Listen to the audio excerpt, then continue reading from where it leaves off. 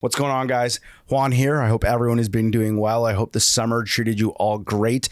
I know I have been absent for the last little while here on YouTube. The summer flew by, and if you noticed or you didn't, I barely got to post on this platform over the summertime just because I was go from the start until the end. And so I wanted to sit down to kind of get back into the YouTube grind of things, but also to talk about a recent project and set I was on and a few things I learned and things that I want to pass on to you guys, specifically around the topic of making what you want to be hired for in terms of shooting, creating, producing the types of content that you want to do professionally in this space.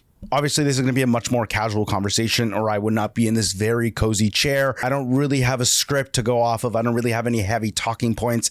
This might seem a little bit more podcasty or rambly. And today I want to talk about a media day that I finally got to put on after a lot of pre-production, a lot of heavy lifting. This video is not going to be a very technical video. I'm not going to be talking about cameras. I'm not going to be talking about lights. I'm not going to talk about the edit or the end product as much. You are going to see some behind the scenes here and there, just so you're not just stuck looking at me. But I really do want to talk about the significance of the project in terms of creating something that I want to live in my portfolio, the idea of doing spec work. And if you're not familiar with what spec work is, spec is essentially I don't want to call it practice, but essentially a production that you put on, creating a type of content for a brand or an organization or in the style that you want to replicate that eventually you could show to a brand or organization to prove that you have the work that they're looking for. It's essentially proof of concept. You are producing and creating a piece of content on your own budget, on your own time for a potential future client to see that you already have the work that they're looking for in order to be in a better position when you're actually pitching for a job or potentially in a job interview for a sports team or anything of that sort. And it's not just sports teams. I feel like spec work is much more relatable and understood and recognized in more traditional filmmaking, commercial, etc. If you want to shoot social media content for sports and short clips and help, a social media feed grow in terms of the clips that they have and the quality of the footage, that's something you can do. Just go out and shoot your local sports teams. I say it all the time. Go shoot locally and within your community and start creating the content there. There's other ways you can do it with, which is kind of what I just did this time, is produce a media day for not even a professional team. This was a media day that I got to produce for Sabre Running, which is a track club that I'm a part of. And I wanted to create a media day style shoot in order to position myself as someone who can create high quality sports content in the running space, which is a community I've been belonging to now for a year, and potentially leverage that in the future for potential opportunities both in the running space and outside, because media days are a really big part of working in the sports industry. I don't necessarily get to be involved with media days as much anymore with my role at the NHL and what I do, but I love doing them. I love the creativity and the freedom that you get with these days, with the sets that you can build, with the shots that you can get.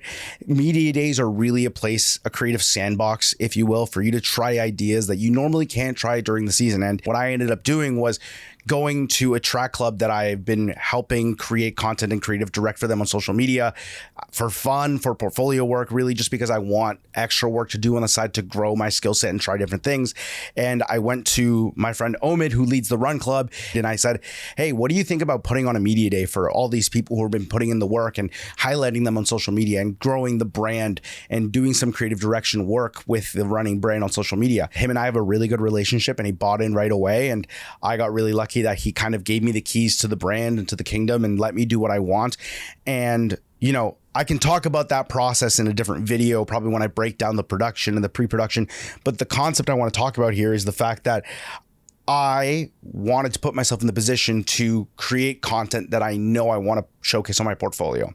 I learned a lot through this process of running this media day about my own creative process, about taking risks, about, investing in myself and my career, in the creative vision that I have for certain things, and also working with the right community. And I want to talk about a lot of those things. Even though this isn't my first media day, and I've done this before at different levels. I did it at university. I've done it at the pro level. I've done it, at this kind of recreational, semi-amateur level with running. And they are truly a space and a situation when you can learn so much. And I don't think this is a video telling you to go make a media day or go run a media day. I do think it is something really important for a lot of sports creatives to learn and go through, especially when it comes to lighting, camera in a different situation. You're not just shooting a game, you're pre-producing, you have a shot list, you're probably mood boarding a lot. There's a lot that goes into this.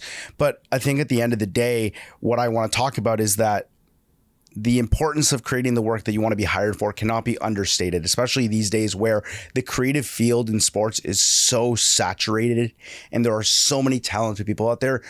It's important to do whatever you can to get an edge in this space. At the end of the day, it was a situation where I wanted to flex my creative muscles. I wanted to apply a lot of skills that I've learned over the last year in a media day context when it comes to lighting, when it comes to pre-production, when it comes to editing even. And I wanted to do it on my own terms with my own creative direction and my own freedom to do it. We didn't have a client oversight. We didn't have brand obligations. We didn't have guidelines that I had to follow apart from like brand colors. And so for me, it was an opportunity to try something new, try a lot of new things actually. And I'll get into a lot of what those things are, but I wanted to give myself an opportunity to make a spec project again, to make a project that I know that I could potentially show to a client one day, whether it's a sports team, a running brand, any kind of sports apparel brand, and be like, we did this with just some athletes.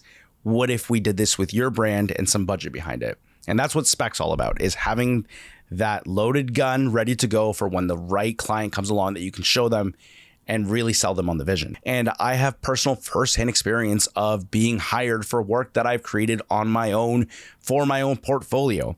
A couple of years ago, you may remember that I posted a boxing short film, and I actually had a current client of mine reach out to me looking to hire me for a gig. And I ended up using that boxing example to pitch them on a short doc series for the brand. And they ended up loving the idea. They loved the concept. They loved the example that I created for myself because I knew I wanted to create that kind of documentary work. And I ended up getting hired to create 4 of these and getting paid to create 4 of these short docs that I'm still working on right now. And as they roll out, I'm sure I will make more content around them here on YouTube. But I'm not just saying this out of my ass to tell you guys to go do this, but this is proven to me that by doing this work, this spec work, it is possible to find opportunities. Proof is really in the pudding there in terms of, if you take the time to create work that you are super passionate about, that you're willing to put the energy into, that you're willing to package and make look good, you never know who's going to see it and be interested in hiring you for it. And it's funny because the person who hired me for the short doc series after seeing my work is actually someone who's been following me for a long time now. And they followed the YouTube channel and they followed the social media work I've been putting out. And so it was really a culmination of they saw my stuff, they kept up with it. And when the right piece of work came along and caught their eye, it was just the perfect mix. And I ended up getting hired for the job. It is a really good example of why this kind of work, specifically spec work, is so important in this case. And especially if you're struggling with shooting sports and getting in the right rooms and getting interviews and getting content, just go out and shoot. Go out, get your camera, go to your high school, go to your local hockey rink, go to your local basketball court and shoot whatever you can and start making stuff and start posting it. That is the best way you'll find opportunities. If you've ever asked me or been wondering how I got to where I am today, it was by shooting what was local and accessible to me and making the work I want to be hired for. Easy as that. I would be lying to you guys if I said that doing this of making the work you want to be hired for is a cakewalk. It really isn't. And it involves a lot of stepping outside of your comfort zone. And you got to be ready to do that. And this media day for me was sometimes a situation where I felt out of my depth. For context, I had no budget. The budget was whatever I wanted to put into it. And I really had a small crew to go with. I am so lucky and blessed to have such talented and generous creative friends who took their time out to be part of this with me. Shout out Nicole, shout out Lauren, shout out Niru, shout out Adrian, shout out Greg. Everyone who was a part of this, thank you. First of all, if you're watching this, I appreciate you. Lots of love.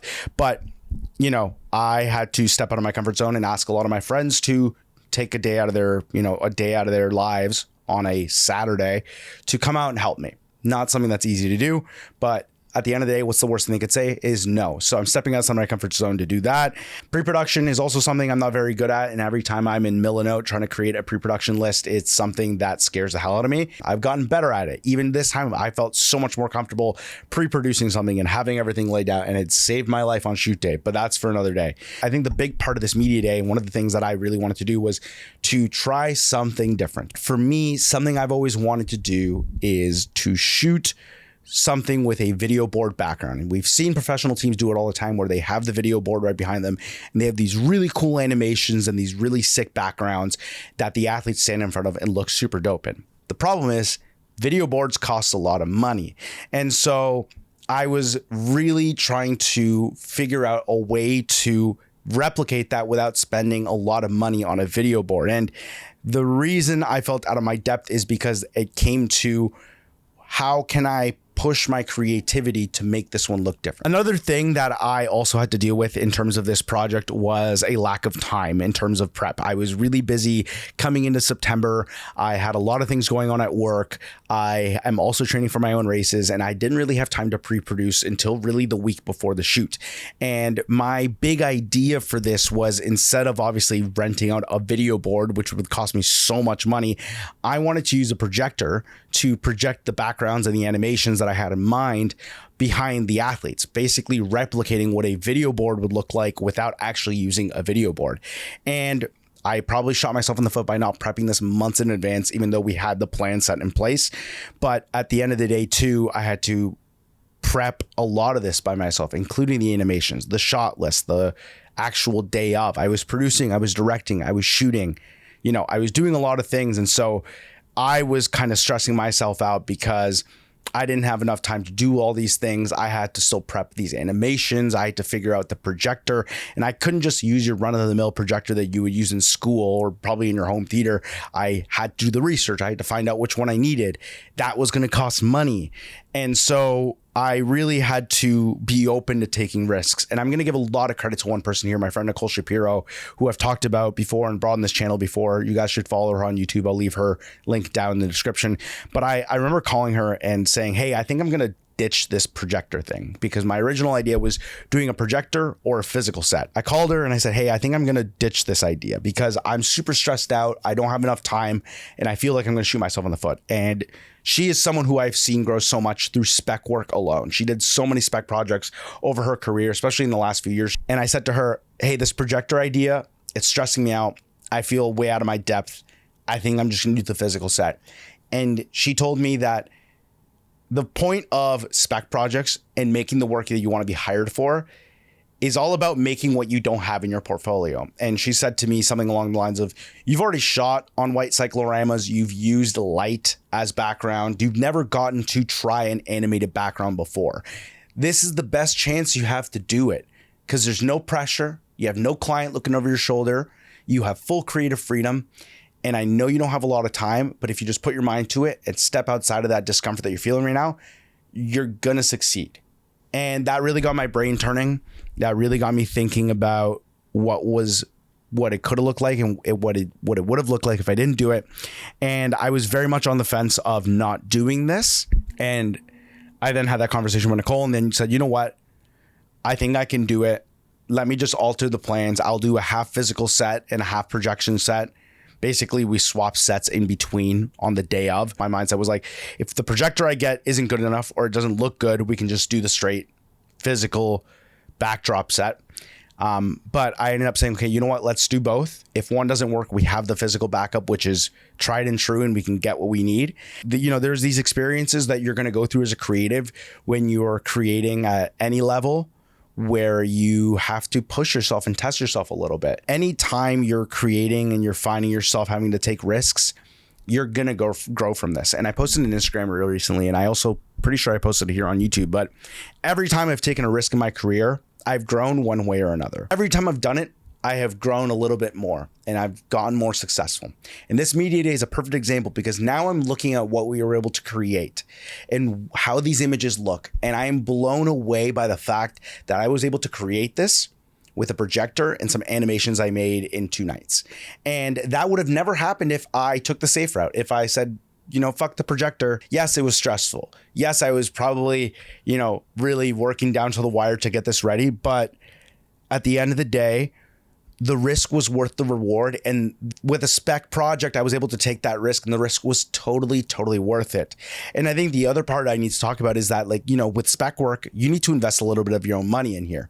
It's not always going to come free. Really, there are expenses to this kind of stuff. And that was something that also made me uncomfortable, was shelling out some of my own money to make this happen. You know, from the studio costs, which, you know, between me and Omid, we were able to crowdsource to cover the studio from everyone who participated. But obviously, taking some money out of your pocket is not always a comfortable thing to do.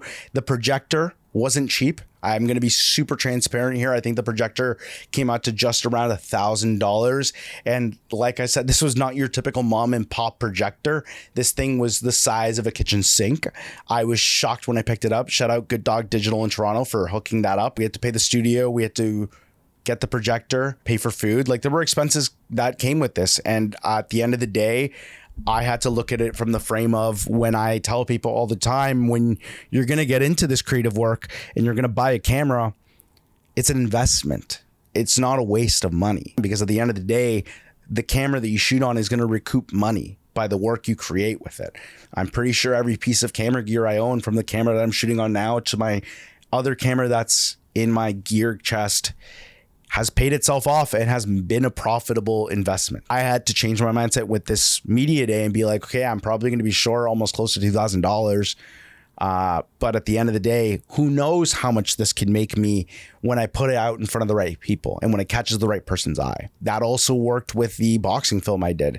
You know, that was definitely a less of a financial impact and more of a time and personal effort impact and investment, but it paid in spades, because that, you know, day of shooting that I did with that short film and those couple of days of pre-production, I was able to effectively make my money back really quickly once I got hired for that multiple short doc gigs. So again, it's an investment. Am I short a couple $1,000s? Sure. Is it the end of the world? No. And I'm also very fortunate, and I'm going to be very honest here, very fortunate and privileged that I have a full-time job with the NHL. I don't full-time freelance. And so for me, I kind of am able to take the hit more than a lot of my colleagues can, because I have this, you know, cash flow coming in with a full-time job that a lot of people can't. So I also have to look at it from that frame. It's just like, you know, if I was in a different position, I might not be able to do this. I should take advantage of this now while I have the opportunity to take the hit and not have it hurt as much, versus maybe 5 years down the line, if I end up decide to go somewhere else or work full-time freelance or anything like that, I might not be able to make that same financial, you know, decision. So it was really taking the risk financially, understanding it as an investment. And when it comes to people who are just starting off, whether you're going to just start shooting sports and you don't have a camera, or you want to put on a media day of your own, or you want to shoot your own short documentary and you have to spend money on camera gear, you have to spend money on travel and accommodations or anything like that, at the end of the day, it's an investment. It's an investment in your work. A lot of things I learned here in terms of taking risks, getting outside of your comfort zone, and understanding that a lot of what you're going to put into this is an investment really changed my mind and really opened my mind to future potential projects like this. And a lot of that is going to be super crucial to how I want to continue growing creatively and doing a lot of these creative projects in the future, is not looking them as these big scary things that you should be overwhelmed by, but really looking at them as creative opportunities to have fun, try different things, take risks, and invest in yourself a little bit. And I think that's something that you can apply at any level of creative in the sports industry, whether you're just starting off or you've been doing this for 5 years. The last thing I want to talk about is the importance of community and collaboration. And I know I've talked about this a lot on my channel already in terms of networking. Networking is super important. You need to network to find the opportunities. You need to network to get your work in front of the right people. Networking. And that's a buzzword that everyone likes to say, and I'm guilty of it. But in this case, it's not really networking to find jobs, but networking to find community and people to collaborate with. Like-minded, talented people in the creative space are such a benefit to have in your back pocket. And I talked about everyone who was part of this production already, whether it was Nicole, who obviously was a big part of this, actually motivating me to take the concept I have and move it and see it to the end. She was someone who I leaned on really heavily this time. She was my gaffer. She was helping me light. She was helping me make this look as good as it did. And someone like that was super important to have in my corner with this. Or my friend Lauren Howe, who hasn't been on the channel, hopefully will be on the channel soon at some point. But I asked her to help me with the creative direction. I asked her to help me with the photography aspect of it and assistant direct with me. She was awesome. The photography that we had was just as important as the video that we shot, and it came out great. Lauren, if you're watching this, you crushed it. I know I told you that already, but I hope you hear it this way. But having that person who already knew what she was doing with the still side of things was so important. It was something off my plate. We had my friend Niru, who just was in town and was happy to come down and be an extra hand, which you don't understand how important having a PA on your sets is until you are running around. Niru, thank you for coming down that day and just being a friendly face and a helping hand. My friend Greg, who shot all the BTS that you're watching throughout this video, having that BTS is really vital for me in terms of being able to go back and see how I did things, but also for creating content like this. And my friend Adrian and the Tenfold team for providing us the space, and Adrian for being such a huge hand all day. These are all people that I have gathered in my creative circle by networking over the years and by collaborating with, offering my time and services to them also, whether it's being behind the scenes shooter for Nicole on so many occasions or helping her with different things when she needs it. You know, early on in my friendship with Adrian, just talking about things and now helping them on shoots when they need it. With all these people, I have not only just become their friend and creative colleague, but someone they can depend on when they need something creatively. And it's really good to know that there are people out there who will have your back when you have theirs. That was a big part of this, was having a creative community I could depend on, and a creative community that would come out and help me. And there's a saying I really enjoy, and that is, if you want to go fast, go by yourself.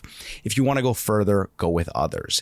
In theory, you can do a media day one-man band style, and maybe I'll make a video about it one day, but when you want to get to the next level of production, when you want to take a production from looking pretty good to professional level, you need a good team behind you.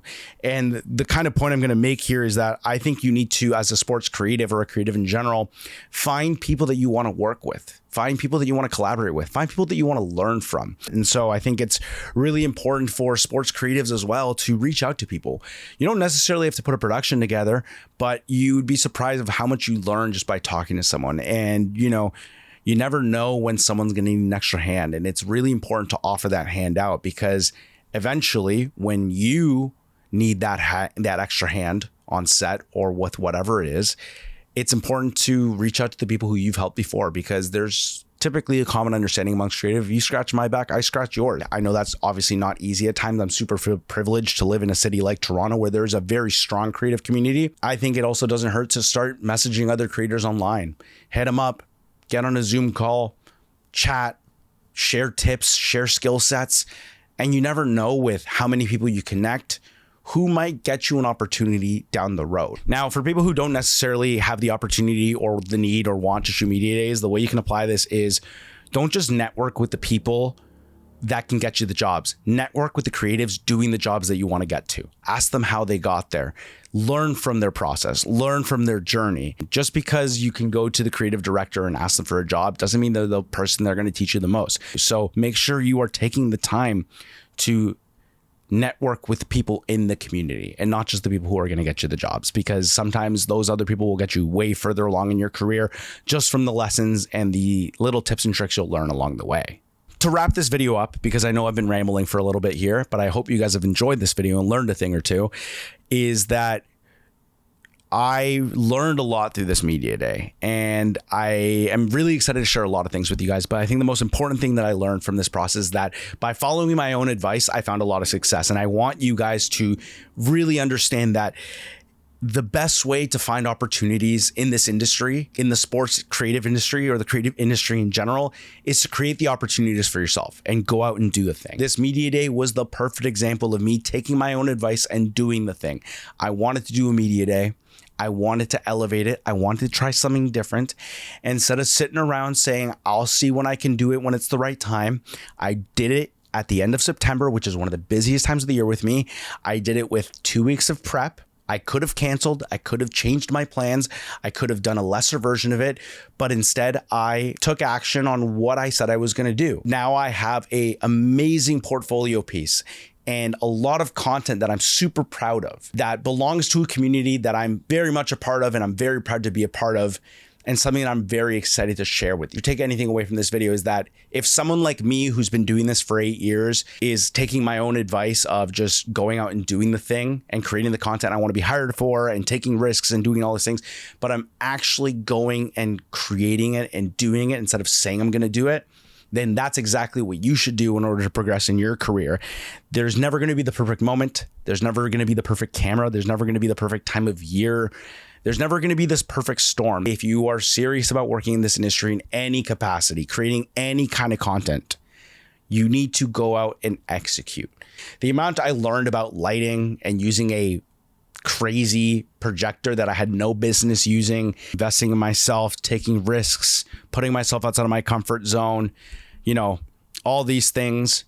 You're only going to get these experiences and that knowledge the way I have by just going out and doing it. So if you want to shoot sports, and I'm talking to you watching this video right now, if you want to go out and shoot sports and you haven't done it yet and you've been telling yourself that you're going to wait to do it, go and do it as soon as possible. Pick up a camera, whatever you have access to, and go shoot it.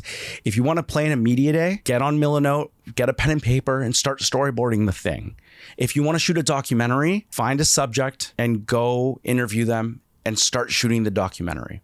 You're only going to learn by going out and doing the thing. And if you have been waiting, it's going to sound so cliche, if you've been waiting for the sign to go into this type of work and doing what you want to do, whether it's in sports or not, this is your sign to just go pick up the camera and do it and learn through the process. Because I learned through it this way. I'm going to continue learning it in the same way I have every single time. And I really hope you go out and do the same thing. Thank you guys so much for watching. Thank you guys so much for sticking with me through this video. I'm so happy to be back talking to the camera. I actually have missed this. It was nice to do a little bit of more of a reflective session with you guys about what I learned doing a media day with my run club, which is a crazy thing I never thought I would say, but here we are. I'm excited to share a lot of this content with you guys when it comes out. I will keep you guys posted. I'll put it up here on YouTube. Expect breakdowns of different kinds. Expect me to be around a little bit more, that my life is going back to normal with the NHL season. It's crazy to think that my life is going to be normal again, because my off season was definitely not normal, but I'm excited to be back here on YouTube. If you guys enjoyed this video, make sure to like, subscribe, leave me a comment down below about what you want to know about this media day, whether it's the lighting, the projector, the camera gear. I will take all these things into consideration for the next few videos, which are probably going to be around this media day. Thank you guys for being patient with me as I've been away and busy. Thank you guys for engaging with me on other platforms. If you guys don't follow me, everything's down in the description below. If you haven't subscribed, the button's down there. And that's it for this video. Thank you guys for watching. If you guys want more of this kind of rambly, podcasty, kind of reflective video, let me know. I actually quite enjoy this and it'd be a lot of fun to do. But anyways, I need to go get some sleep. I have a race in 2 days, but I will catch you guys next time. Thanks for watching. Peace.